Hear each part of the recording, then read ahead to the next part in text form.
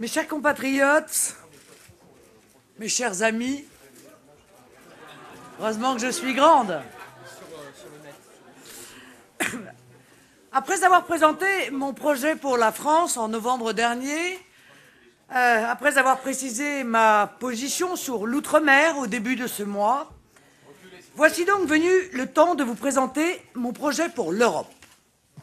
Hasard du calendrier et heureux hasard parce qu'il jette la lumière sur ce qui sépare fondamentalement mon projet européen de celui des candidats du système UMPS. C'est aujourd'hui que l'Assemblée nationale approuve le MES, Mécanisme européen de stabilité, autre nom pour désigner la mise en place d'un véritable FMI européen. Ce traité instituant le MES, signé en catimini le 2 février dernier, place la zone euro sous le régime de la dictature de la finance. Le mécanisme européen de stabilité, c'est l'austérité à vie, c'est la prison des peuples. L'argent qu'il prêtera aux États victimes de la monnaie unique sera garanti par nos États, à commencer évidemment par la France. La France y est engagée à hauteur de 143 milliards d'euros, dont 16,3 milliards d'euros de capital à libérer à court terme. Cette année, il aggravera déjà notre dette publique de 6,5 milliards d'euros. Je vous rappelle tout de même que nous en sommes déjà à 60 milliards empruntés sur les marchés financiers et prêtés à un certain nombre de pays dont nous savons pertinemment qu'ils n'auront pas la possibilité de nous rembourser. Et cela même alors même qu'on contraint les Français à d'inacceptables sacrifices sur les salaires, les pensions, la santé, et je vous ai déjà prévenu, ça n'est que le début. Le plus gros de l'affaire étant évidemment réservé pour après l'élection présidentielle, si les Français ont le malheur de choisir l'un des deux siamois des candidats de la Troïka, M. Sarkozy ou M. Hollande.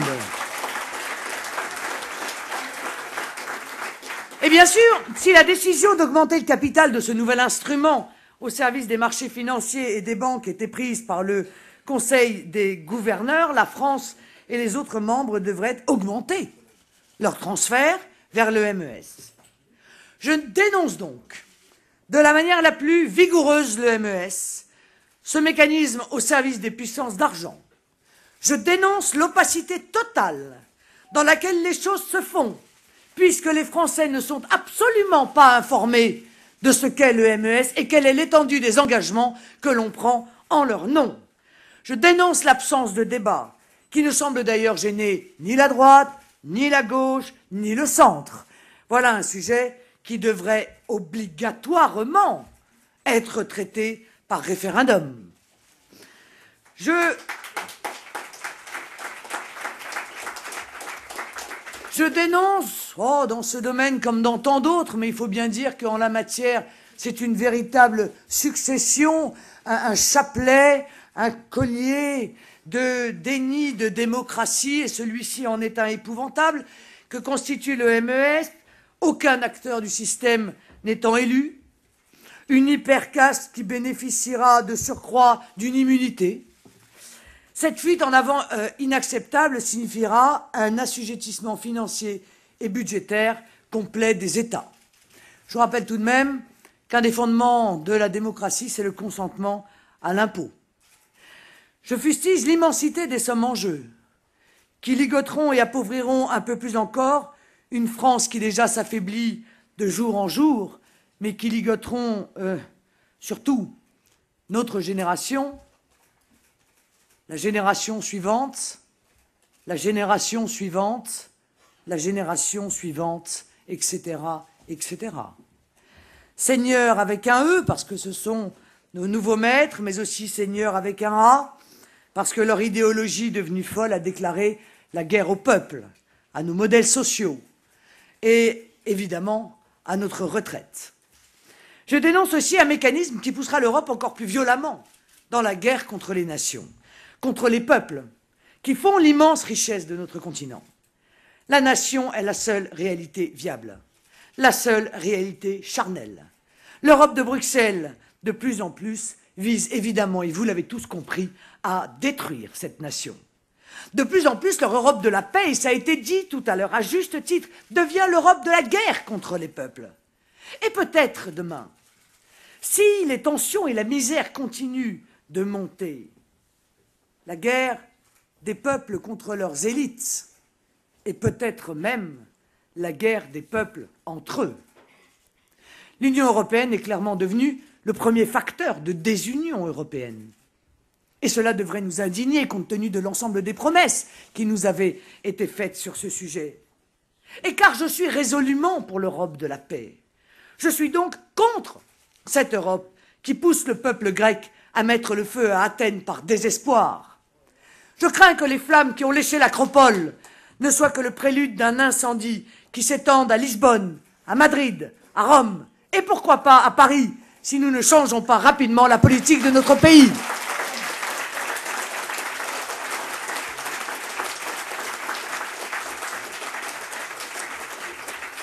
Je suis pour l'Europe de la paix et c'est pourquoi je suis pour une Europe qui respecte les nations dans leur diversité.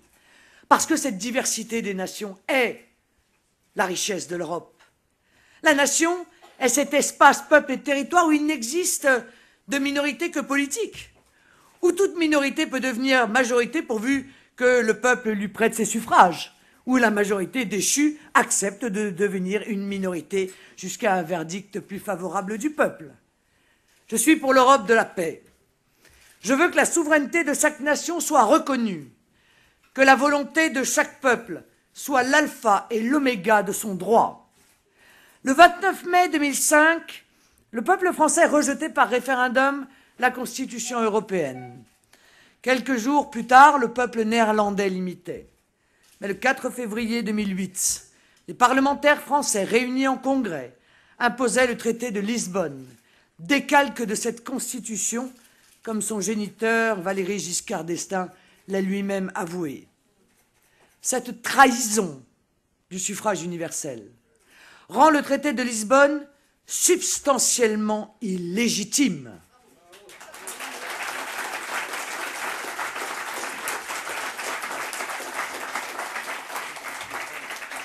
Oh, certes, la manœuvre de Versailles lui a donné l'apparence de la légalité, mais l'apparence seulement. Aussi, je suis prête à débarrasser la France de ce carcan en utilisant les articles exposés par le professeur Le Breton, à savoir les articles 48 et 50. Néanmoins, à tout moment, je serai, en tant que de besoin, utiliser le précédent du compromis de Luxembourg, défini par le général de Gaulle en janvier 1966. Quand l'intérêt vital d'un pays est en jeu, la règle de l'unanimité s'impose. Avec sa violence, la crise de l'euro qui conduit à une augmentation sans fin de la dette publique de la France porte bien atteinte à l'intérêt vital de la France.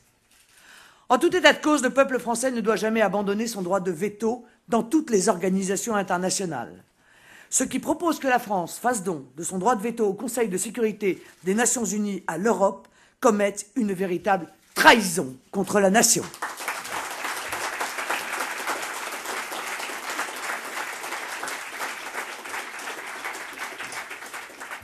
Dans le même ordre d'idée, d'ailleurs, certains préconisent un porte-avions franco-britannique.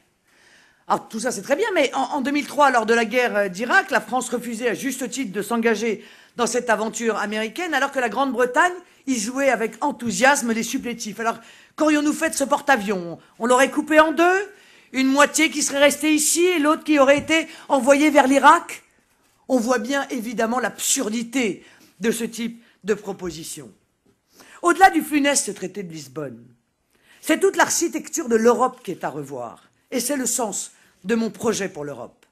Projet guidé par deux principes. Le respect de la liberté des nations et la plus-value que doit représenter l'Europe. L'Europe est mauvaise si elle est, comme aujourd'hui, une moins-value pour les peuples. Elle est bonne si elle est une plus-value, un plus pour chacun d'entre nous. Elle l'a été dans son passé. Elle peut l'être demain si on change radicalement la donne. Alors oui, il faut rétablir des frontières au sein de l'Europe comme aux limites de l'Europe en mettant fin à Schengen.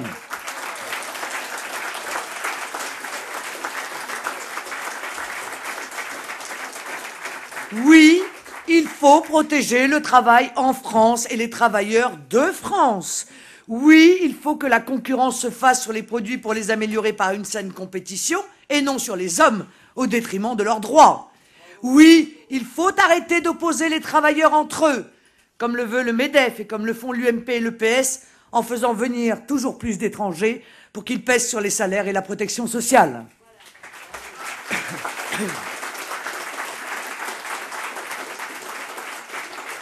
N'en déplaise à mes contradicteurs, à mes adversaires dans cette élection présidentielle qui fuient ce débat et qui n'y apportent aucune réponse, évidemment, il n'y a que par la renégociation des traités que l'on pourra permettre la réindustrialisation de la France.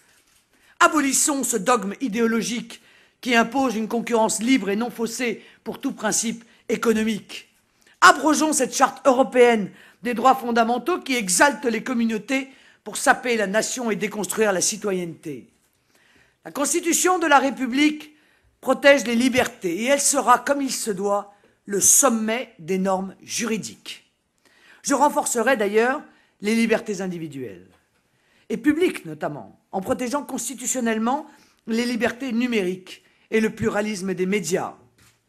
Notre Constitution sera nettoyée de tous ces articles qui ont été introduits l'un après l'autre pour contenir le peuple français dans les chaînes de l'européisme. La primauté du droit national sur tout autre droit sera posée en principe fondateur intangible inscrit dans la Constitution.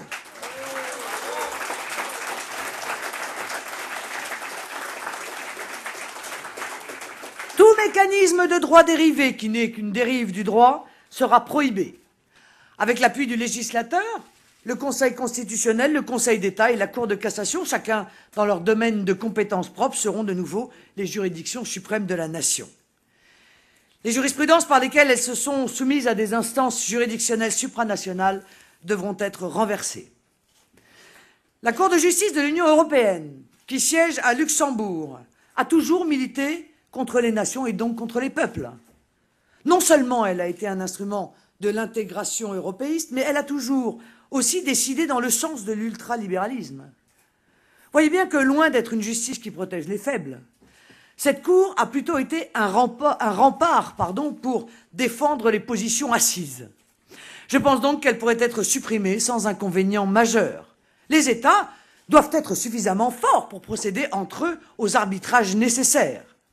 Toutefois, à titre d'expérimentation, la France pourra accepter de la maintenir comme instance seulement consultative, ne pouvant être saisie que par les gouvernements. Je veux que la politique soit décidée par les peuples et non par des juges lointains et déconnectés des réalités. Le rôle et les pouvoirs de la Cour européenne des droits de l'homme, qui siège à Strasbourg, doivent être également, et on en a parlé tout à l'heure, circonscrits.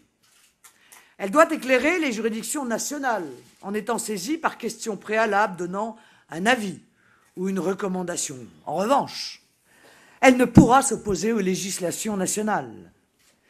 Vous voyez bien que son interprétation de l'article 8 de la Convention européenne des droits de l'homme sur le respect de la vie privée et familiale est unilatéralement favorable à l'immigration et au regroupement familial auquel je veux mettre fin.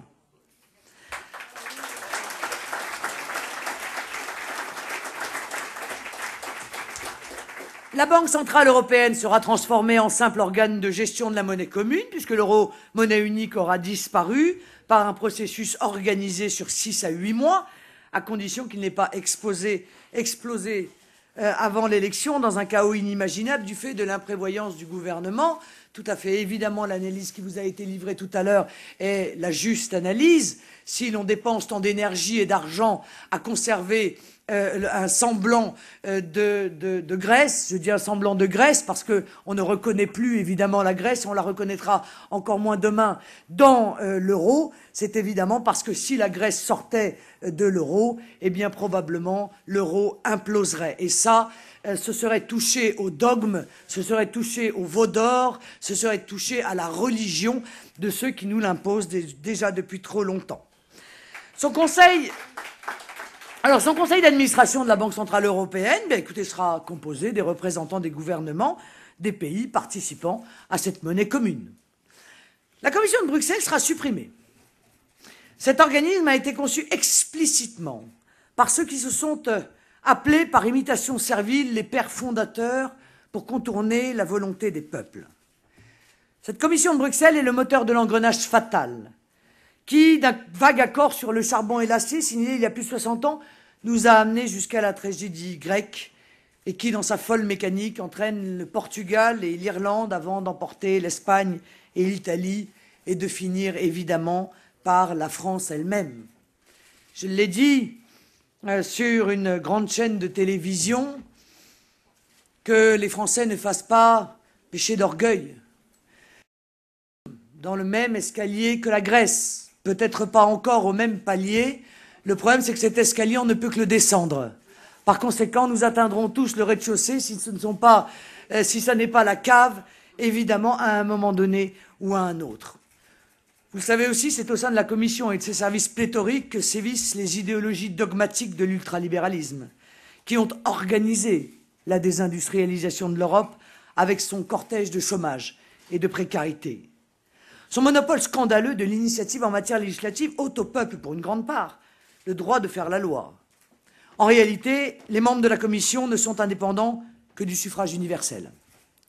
Ils sont soumis non seulement au marché, mais aussi aux innombrables groupes de pression qui ont pignon sur rue dans la capitale belge. On le sait, Bruxelles est la capitale mondiale des lobbies.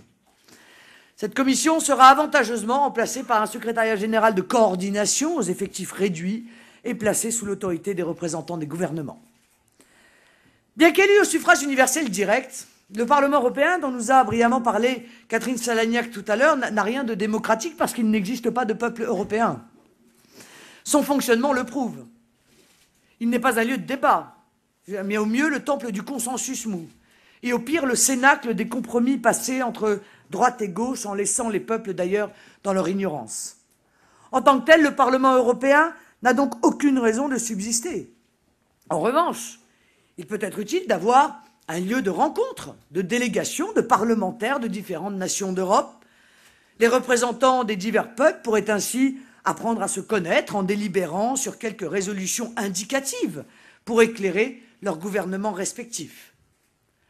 Ainsi, les nations d'Europe, libérées de ces entraves communautaires et antidémocratiques qui brident et briment leur génie, pourront enfin s'épanouir à partir de leur diversité. Car les nations sont la richesse de l'Europe. Il faut en organiser et en canaliser les potentialités. Elles se sont exprimées avec vigueur et succès au cours des siècles. Il faut continuer à les développer, car elles ont entraîné la planète tout entière dans leur modernité. L'Europe que je veux est non seulement l'Europe de la paix, mais aussi l'Europe du progrès par la libre coopération des nations. Point de carcan communautaire, mais une géométrie variable intergouvernementale. D'ailleurs, l'Europe qui réussit, mes chers compatriotes, c'est l'Europe des nations. Il faut passer de l'Europe qui oppresse et qui garrotte à l'Europe qui impulse et qui entraîne. Les chaînes de l'approche communautaire et des dogmes archaïques ayant été abandonnés, les politiques gouvernementales pourront s'investir dans de grands projets. Pour revenir aux origines, permettez-moi, si le charbon dépend des ressources du sous-sol et de leur éventuel épuisement, sa politique de l'acier est un échec. Que payent encore les travailleurs de la sidérurgie? La France s'est battue depuis le début pour la politique agricole commune, mais aujourd'hui, toutes les pressions vont dans le sens de son abandon. Il faut donc la rapatrier, cette politique agricole commune, pour en faire une politique agricole française. L'Europe en matière agricole et de pêche, c'est la politique d'Attila. Derrière elle, plus rien ne repousse. Ainsi, dans cet esprit, nous renforcerons, encouragerons et ferons en sorte d'étendre à davantage d'étudiants des mécanismes comme Erasmus. Il faut que les citoyens des différentes nations d'Europe se rencontrent, non pour se confondre, mais pour se connaître, s'enrichir mutuellement. Je veux la paix et l'harmonie entre les peuples. Et c'est bien en changeant d'Europe qu'on y parviendra. Désormais, les nations d'Europe, regroupées de manière libre dans une configuration adaptée selon les projets, construiront ensemble les grands programmes de l'avenir. Et puis, entre nous, déjà, les grandes réussites européennes résultent d'accords entre États. Ariane est le fruit d'une volonté déployée en dehors de la Commission de Bruxelles. Airbus a dû souvent batailler contre la Commission de Bruxelles qui y voyait une atteinte à la concurrence, souvenez-vous. L'EPR résulte d'une coopération bilatérale entre la France et l'Allemagne. ITER dépasse le cadre de la seule Europe. Seul Galiléo est un grand projet dans lequel la Commission joua un rôle qui ne fut pas seulement négatif, mais les délais de mise en chantier furent particulièrement longs.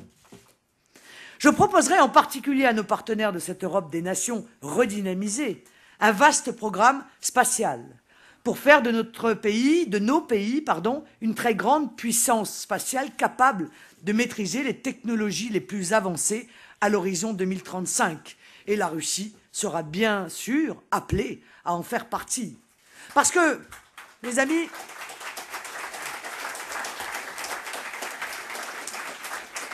l'Europe des nations, ce n'est en rien la vision étriquée qu'avait un Jean Monnet ou un Robert Schuman. Le premier, fasciné depuis longtemps par les États-Unis, le concevait comme une sous-Amérique. Le second, avec sa culture rhénane, espérait retrouver la longue tradition d'un empire à la fois romain et germanique. L'Europe des nations s'inscrit dans un cadre géographique qui va des rivages atlantiques jusqu'aux forêts infinies de Sibérie. L'Europe des nations intègre les variantes d'une civilisation qui prend ses racines à Athènes et à Rome avant d'intégrer l'apport du christianisme. Et l'Europe, je le crois, a besoin de la Russie, comme la Russie a besoin de l'Europe.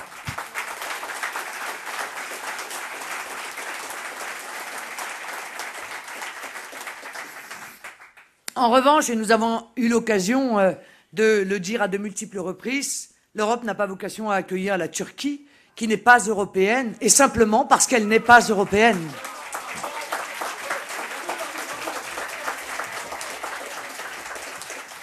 Sur ce sujet, je ne vous cache pas que j'ai un jugement extrêmement sévère à l'égard de la duplicité de Nicolas Sarkozy, qui est contre l'entrée de la Turquie à Paris, qui est pour à Bruxelles, et qui, de fait, se comporte de manière particulièrement indigne à l'égard de la nation turque et du peuple turc, parce que nous leur devons le respect, c'est oui ou c'est non, mais c'est pas peut-être ben que oui, peut-être ben que non. Voilà.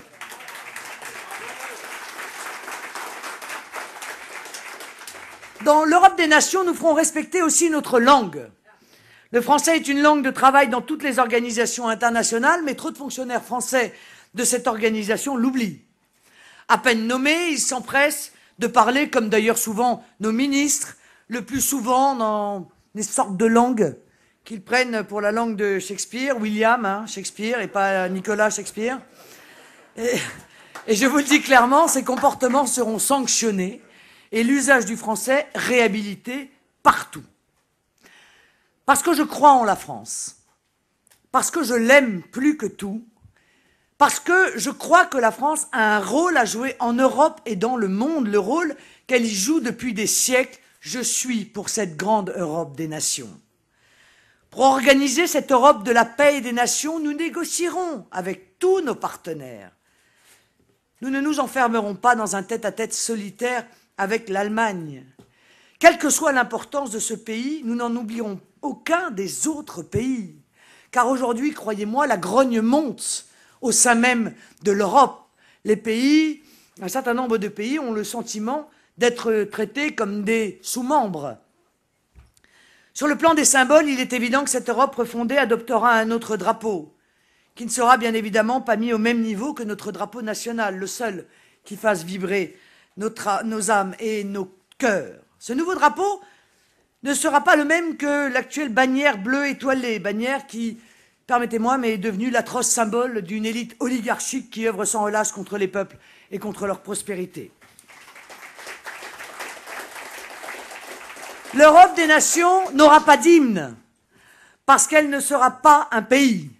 Notre seul hymne est et restera toujours la Marseillaise.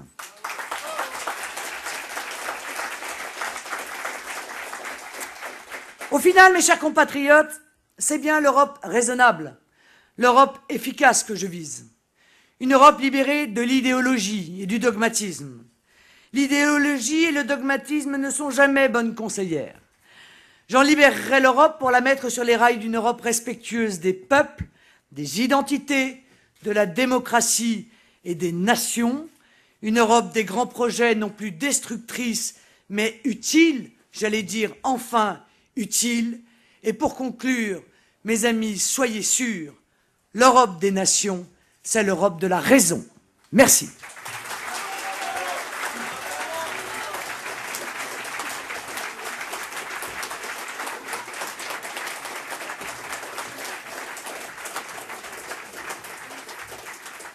Et merci à l'ensemble de nos interlocuteurs, professeurs, experts, qui nous ont livré leur avis sur cette question fondamentale.